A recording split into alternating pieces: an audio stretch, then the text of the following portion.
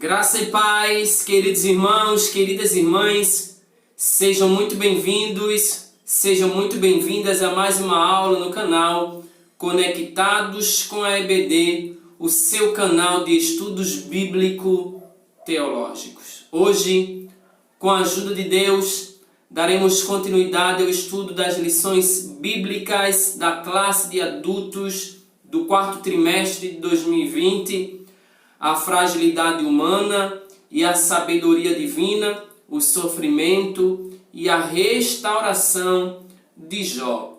Especificamente, estudaremos a lição de número 6, para o dia 8 de novembro de 2020.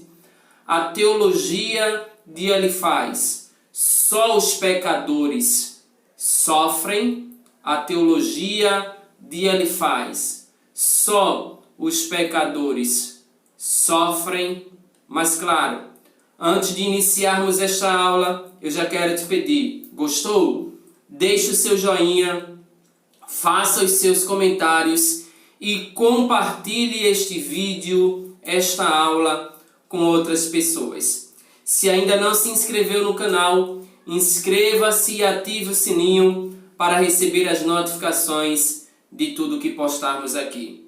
Sem mais delongas, vamos para o que interessa. Vamos iniciar a aula de hoje.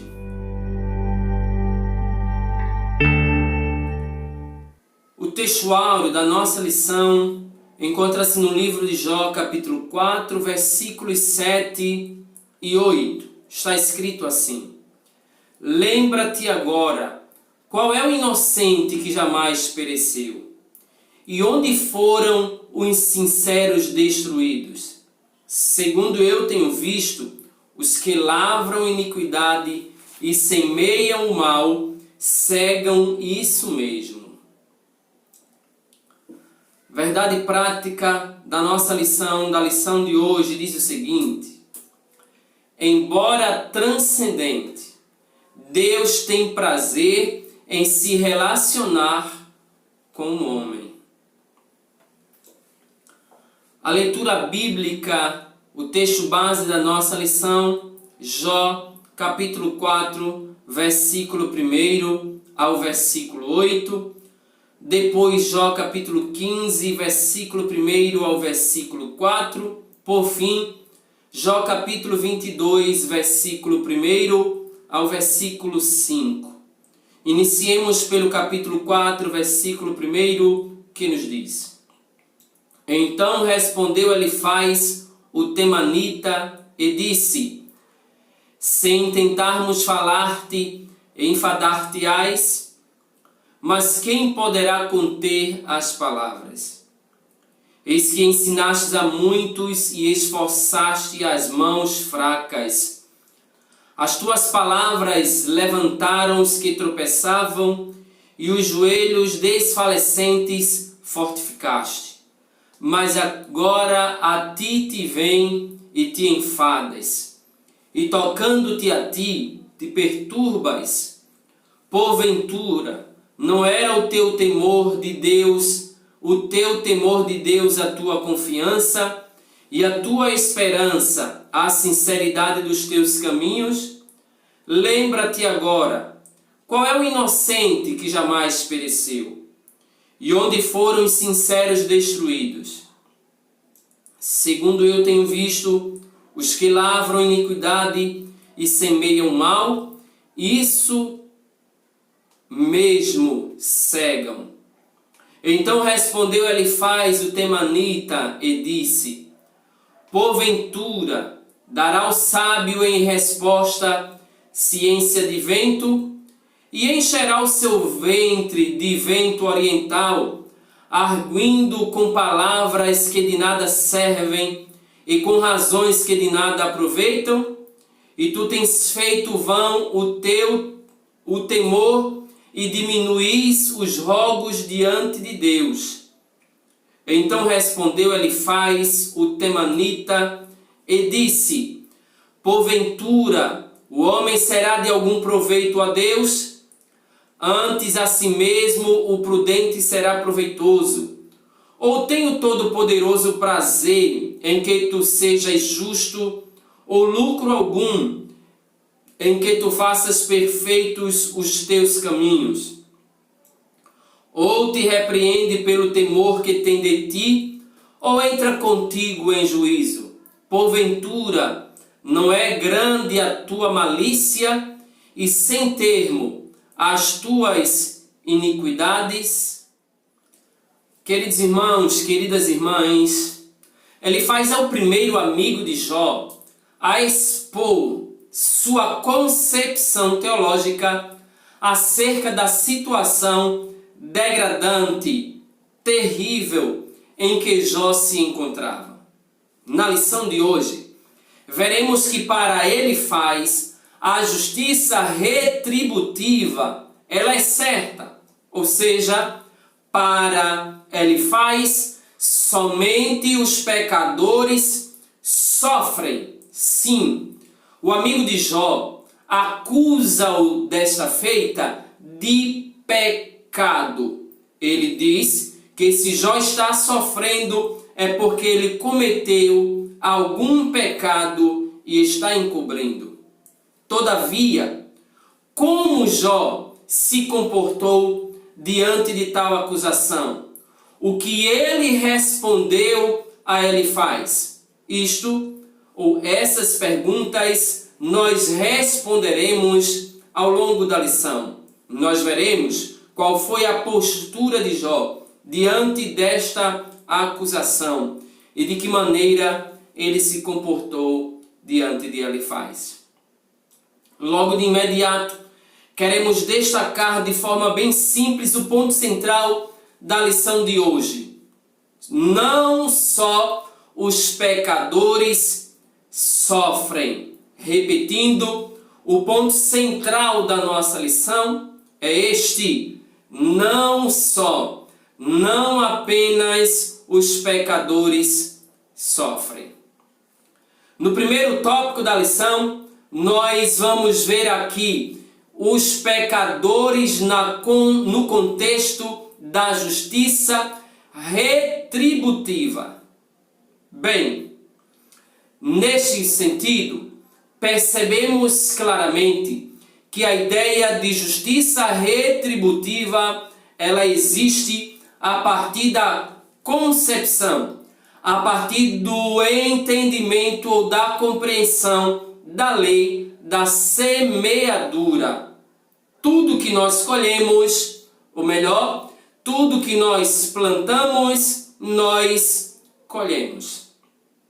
Depois de firmar um princípio oriental de cordialidade, Elifaz dirige-se a Jó com uma defesa contundente do pensamento teológico vigente, tradicional da época, a justiça retributiva. Convém lembrar que os amigos de Jó vieram até Jó para consolar o coração do amigo que estava profundamente angustiado, dadas as circunstâncias em que Jó estava. Eles passaram 7 dias sem falar palavra alguma diante da situação desoladora de Jó. Silêncio absoluto e profunda tristeza por conta daquele estado. Entretanto, quando ele abre a boca para falar, ele já vai apresentar essa ideia para Jó. Nós só sofremos por causa do que nós fazemos.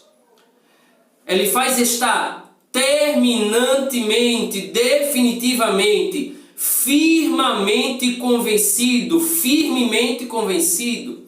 de que a lei de causa e efeito é um princípio da ortodoxia teológica que não pode ser contraditado, que não pode ser colocado em dúvida. É isso que ele quer falar para Jó.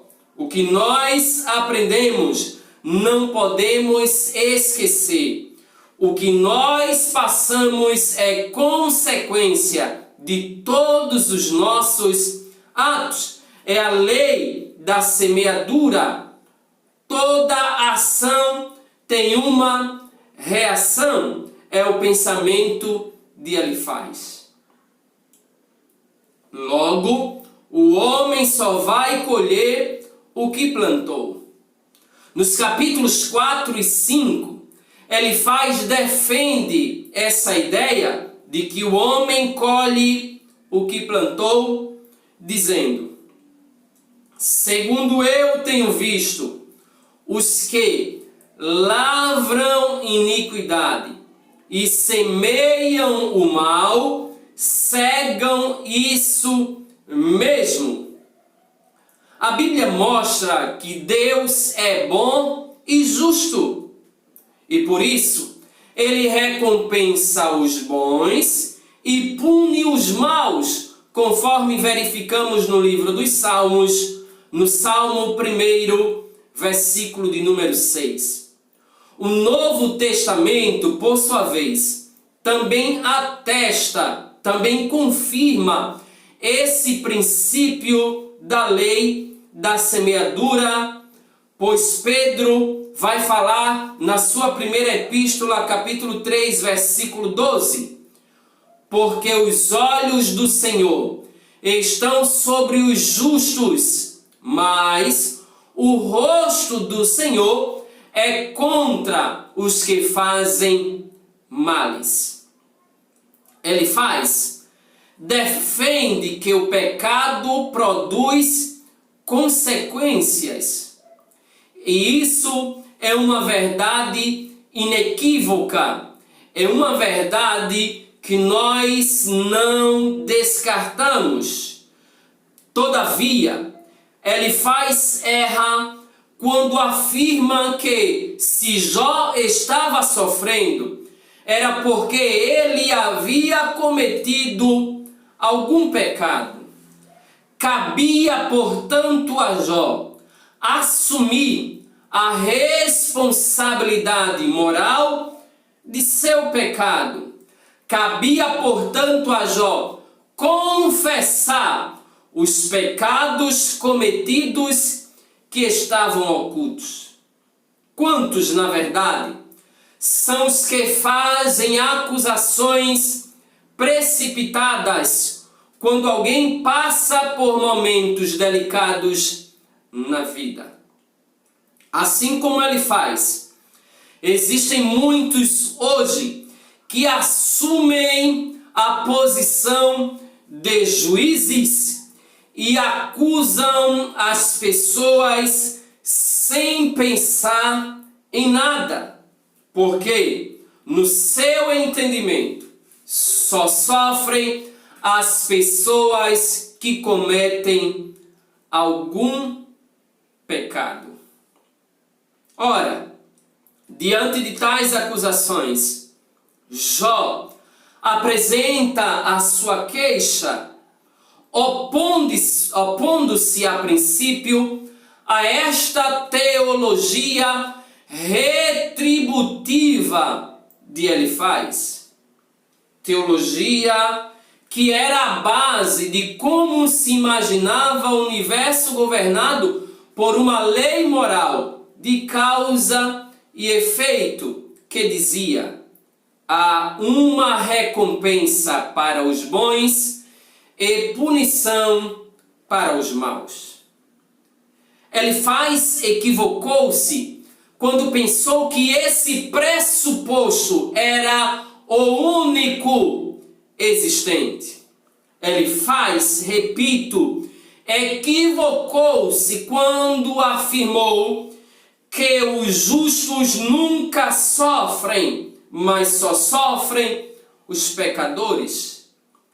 Tratava-se de parte da verdade, mas não de toda a verdade, pois essa teologia de Elifaz não se aplicava ao caso de Jó, homem justo íntegro, temente a Deus, que se desviava do mal. Diante de tudo isso, Jó se vê alienado de Deus, conforme verificamos no capítulo 6, versículo 1 ao versículo 7. Ele se vê também alienado de si mesmo, capítulo 6, versículos 8 ao 13, e também alienado de seus próprios amigos. Ainda no capítulo 6, versículo 14 ao versículo de número 23, a ponto de queixar-se de Deus. Esta queixa, ela é consequência de seu estado emocional vulnerável por conta de todas as aflições e perdas que Jó está sofrendo. Isso tudo baseando-se nos seguintes pressupostos teológicos. Ele era justo e não estava em pecado. Ora, se ele era justo, não estava em pecado, por que estava sofrendo? Jó queixava-se a Deus, esperando de Deus explicações lógicas que justificassem o seu sofrimento. E destacamos que no momento da dor, a melhor coisa a se fazer é dirigir-se a Deus pessoalmente, buscando respostas. É isso que Jó vai fazer. Queixa-se, lamenta-se, mas sempre recorrendo a Deus, o seu justo juiz. Sintetizando este tópico, ele traz a lei retributiva da semeadura e da colheita, mas Jó contesta essa lei em relação a si mesmo, pois ele sabia que era um homem justo. No segundo tópico da lição, veremos os pecadores no contexto da tradição religiosa, apresentando uma ortodoxia engessada. Sim, em seu segundo discurso, no livro de Jó, capítulo 15, versículo 1 ao 35, ele argumenta que as palavras de Jó são uma ameaça ao dogma religioso aceito. Olha o que ele vai dizer: e tu tens feito vão o temor e diminuis os rogos diante de Deus. Assim, se Jó estivesse certo, a religião tradicional que sempre ensinou a prosperidade dos bons e o sofrimento dos maus estaria errada. Nesse aspecto, Jó era uma ameaça àquela forma de pensar dos religiosos da época. Por isso, ele ataca Jó de uma forma contundente, dizendo que suas palavras não revelam sabedoria, mas são palavras ao vento. Ele está dizendo a Jó que ele está falando como um tolo. As palavras de Jó não servem para absolutamente nada. Mas o que Jó está falando para ele que ecoa ao longo da história, se expressa em linguagem poética, sim, mas esta linguagem poética, ela se revela também profética. Jó quer mostrar que os justos também sofrem. E eu digo mais, os justos sofrem e sofrem para a glória de Deus. Não é que Deus tenha prazer no sofrimento do justo, mas Deus permite para revelar a sua glória na vida de todos os seus filhos, na vida de todas as suas filhas. A partir do versículo 7 do capítulo 15, apela para a tradição religiosa como uma forma de validar seu princípio teológico. Observação: este comportamento de Elifaz também se repete na vida de muitos religiosos nos dias de hoje.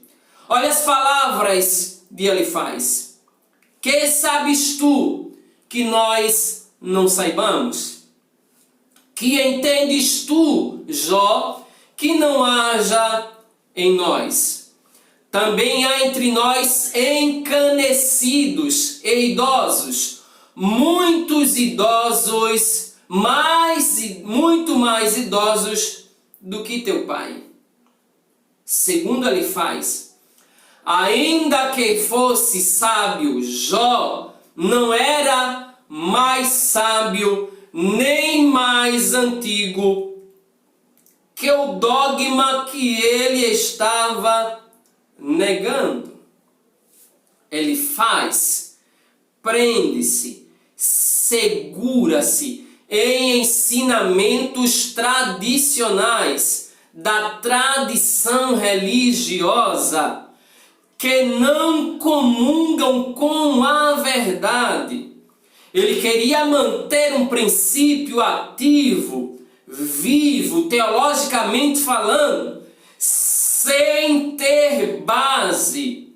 Baseava-se apenas em tradições, mas Jó queria mostrar para eles algo que ia além das tradições. Era o que ele vivia com o próprio Deus, que ao longo dos séculos, ao longo da história, a palavra de Deus também mostra para nós. Detalhe: as tradições, os dogmas religiosos não são superiores, não são maiores que as sagradas Escrituras.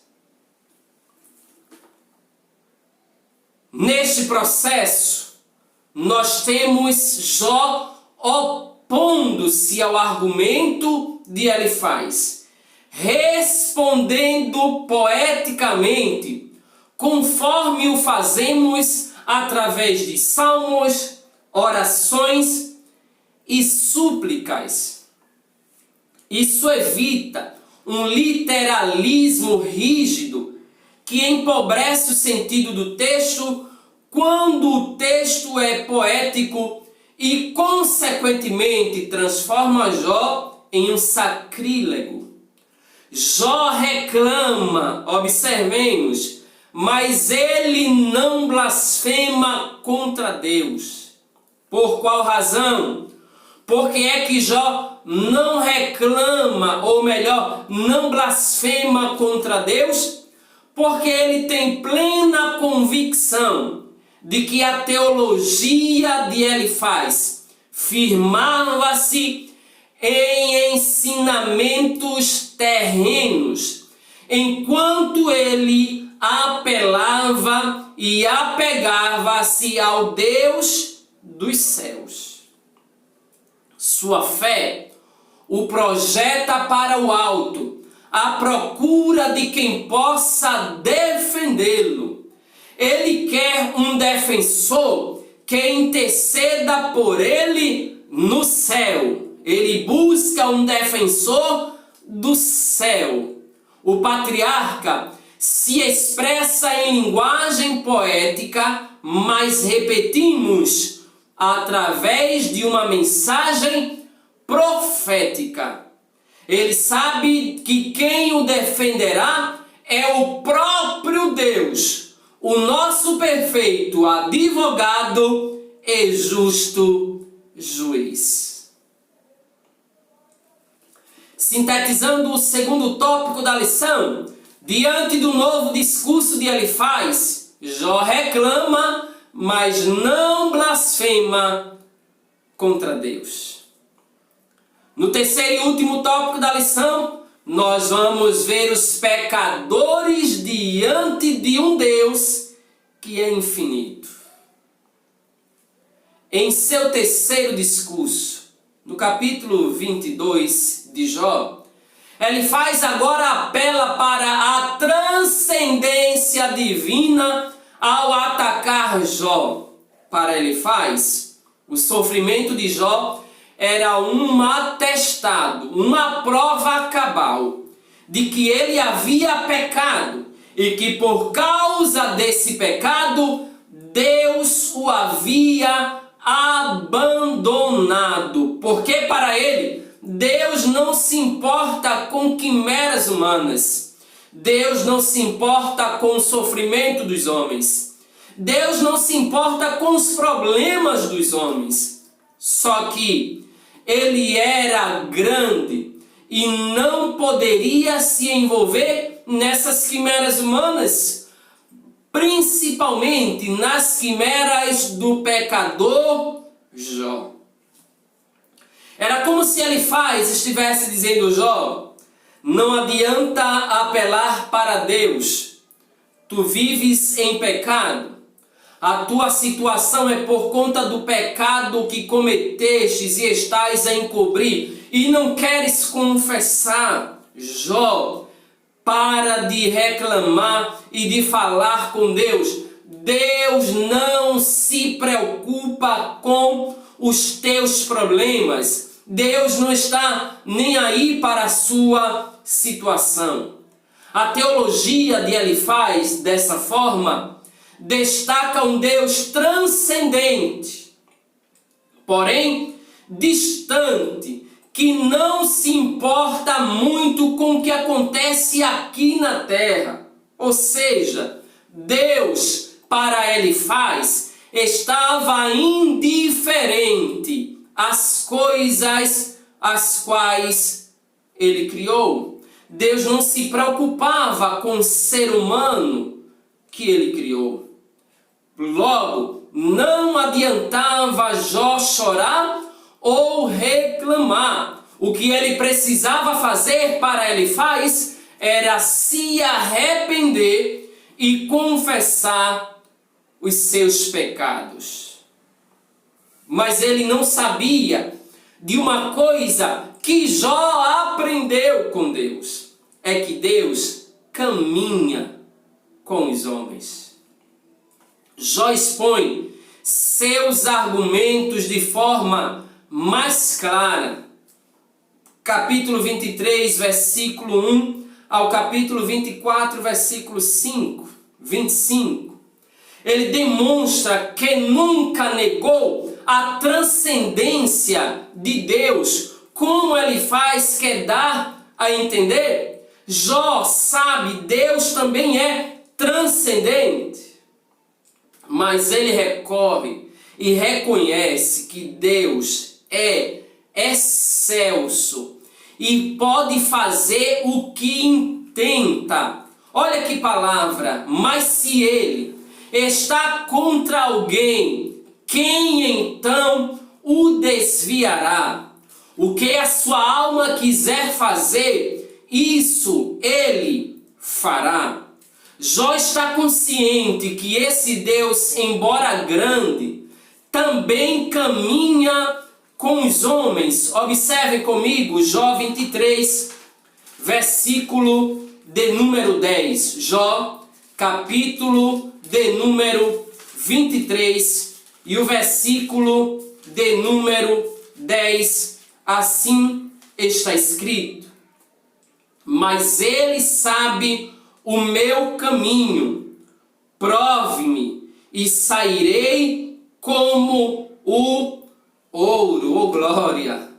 A ideia no texto hebraico é que Jó passa a ficar cada vez mais seguro e consciente, não apenas de seu caminhar com Deus, mas sobretudo do caminhar de Deus com ele.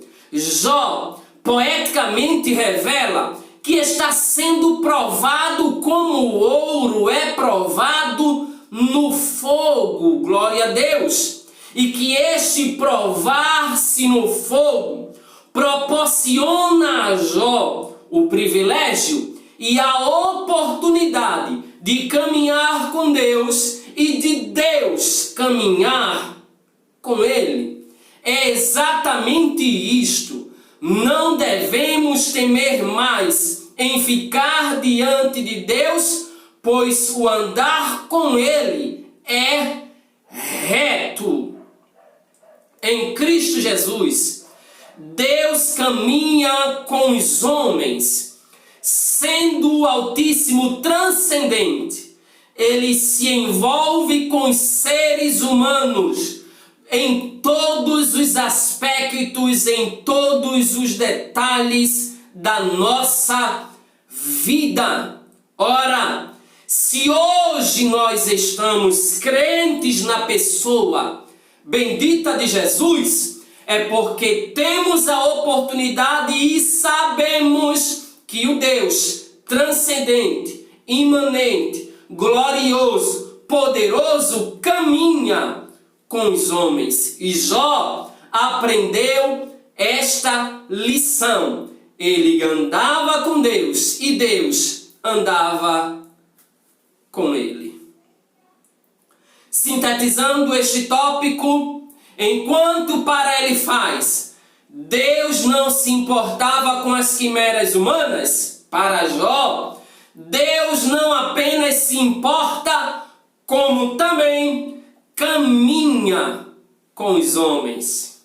E assim nós queremos concluir a lição de hoje afirmando que estudamos o pensamento teológico de Elifaz, um dos amigos de Jó.